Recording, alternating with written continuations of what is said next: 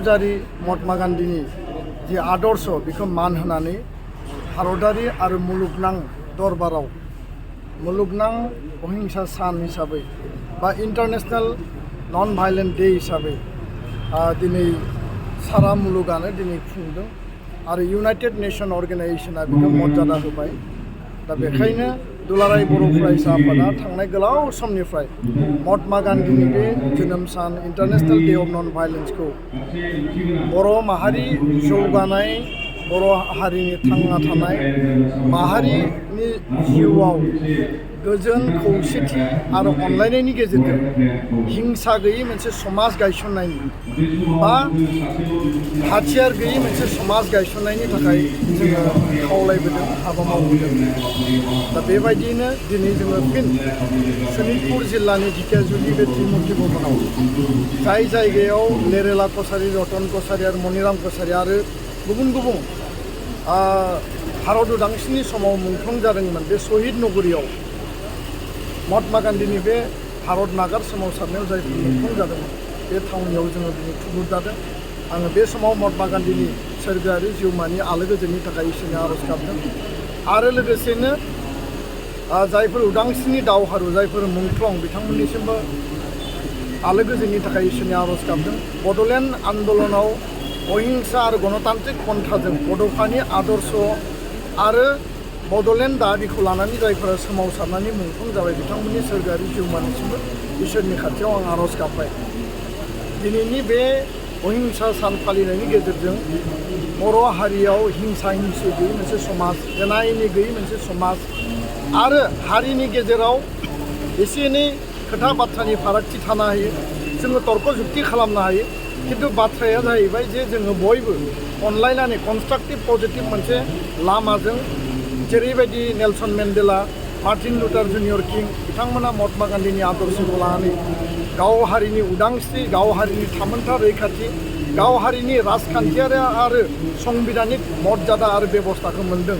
दुलाराय बर' फरायसा आफादाबो बड'फा उपेन्द्रनाथ ब्रह्मनि दैदेननायाव बड'लेण्ड दाबिनायनि गेजेरजों बिएसि, बिटिसि आरो दिनै बिटिआर गोजोन गोरोबथा मोनबाय। गणतान्त्रिक शान्तिपूर्ण सोमावसारनाय एबसुआ दैदेनदोंमोन आरो माने हाथियार लानानै सोमावसारनायनिबो मोनसे थासारि बुहुमाव, आसामाव, भारतआव दङमोन। बेबायदियैनो जोंखौ गादबनाय दमन खालामनायनि थाखाय मोनसे सेक्सना हाथियार लानानै सोमावसारदोंमोन। नाथाय दिनै जोङो खौसेयै बयबो अहिंसा आरो शान्तिनि मोनसे समाज आरो हारि दानायनि थाखाय बयबो शान्ति सुक्तियाव सहि होनायनि गेजेरजों गोजोन गोरोबथा जाबाय आरो बिनि गेजेरजों बिटिआरनि सिमा बारायनाया दिनै रोखा जाबाय। सिमा बारायनायनि खामानिया जागायजेनबाय।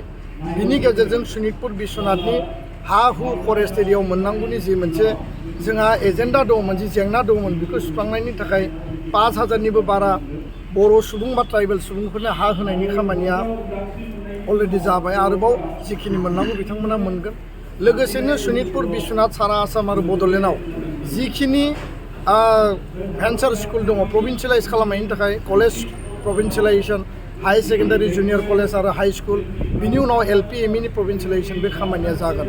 दा बेखायनो समाज मोनसेया जौगानांगौ, थांना थानांगौनि थाखाय जोंनो गोजोन थासारि नांगौ आरो अहिंसानि मोन्थोरजों जोङो हाबा मावलांनांगोन। अहिंसानि ओंथिया बे नङा जे जोङो निउट्रेल जानांगौ, निउट्रेल फर्स हिसाबै खामानि मावनांगौ। महात्मा गान्धीनि आदर्श जि फिल'सफि बे जाबाय अहिंसा माने जों सत्याग्रह खालामनो हायो। अहिंसा माने जोंनि जि दाबि दावा, जोंनि जि मोनथाय अधिकार, फान्डामेन्टेल राइट्स, कनस्टिटिउसनेल पलिटिकेल राइट्स बेखौ मोननो थाखाय जोङो एसेम्बल खालामनो हायो, ज' जानो हायो, खुद्रिसारनो हायो, डेम'क्रेटिक पिसफुल जोङो मार्च रेलि खालामनो हायो आरो हांगार स्ट्राइक खालामनो हायो। नाथाय जों रावनिबो खहा मावनाङा। जोङो जोंनि स्टेन्डआव थानानै जोंनि डेम'क्रेटिक जि मोनसे सिन्ता आरो जोंनि जि हाबाफारि बा जि मोनसे जोंनि माने एजाइटेसन बेखौ जों लाखिनो हायो।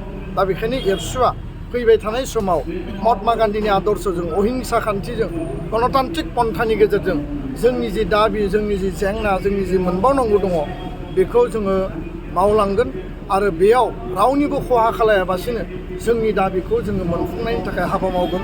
बड'फाया जि गेरेमसा माहारि दानायनि बाथ्रा बुंदों बेखौ मोगथाङाव जाफुंसार होनो थाखाय गेरेमसा माहारि दानायनि थाखाय माहारिबादनि सान्थौ सानस्रिखौ लानानै हाबा मावलांगोन आरो दिनैनि जि अहिंसा सान फालिनाय गान्धी जयन्ती खोब मोजाङैनो जाफुंसारबाय।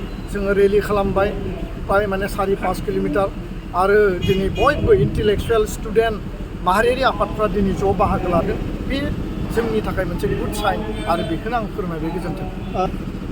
बिटिआर सरकार आसाम सरकार आरो कार्बि आंलं जि माने काउन्सिल दङ जि 6 सिडुल काउन्सिल बे ओनसोलफोराव टेट एपइन्टमेन्ट होनायनि हाबाफारिया गोख्रै जानांगौ बिनि थाखाय जों दाबि होबाय थादों। बिटिआर सरकारा माखासे पस्ट बिथांमोना भेकेन्सि जानायखौ जोंनो खिथादों जोंनि जि दाबि जोंनि जि सावरायनाय बायदि बिथांमोना जोंनो तथ्य होदों आरो बिथांमोनखौ जों खावलायदों जे गोख्रैनो एपइन्टमेन्ट होनांगौ। नाथाय माखासे पस्ट एलिमेन्टारि लेभेलाव लवार प्राइमारि आपार प्राइमारियाव SIU एप्रुभेल स्टेटआव जानो गोनां दङ।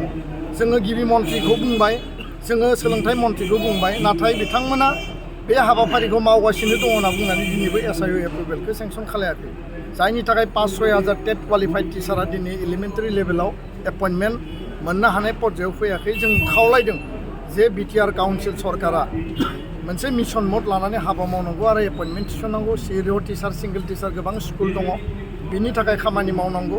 लोगोसेनो आसामाव जिखिनि टेट थिसननांगौ दङ जेराव माने सिंगल जिर' टिचार दङ EGS सेन्टारबो दङ माने बेयाव एपइन्टमेन्ट होनायनि खामानि मावनांगौ बेखौ जों दाबि होदों। सनितपुर बिश्वनाथनि 75 खान EGS स्कुलाव पस्ट क्रिएसन जागोन 2 करि आरो बेयाव गोख्रैनो एपइन्टमेन्ट मोनगोन बे बाथ्राखौ आं दिनै स्पष्टयै बुंबाय।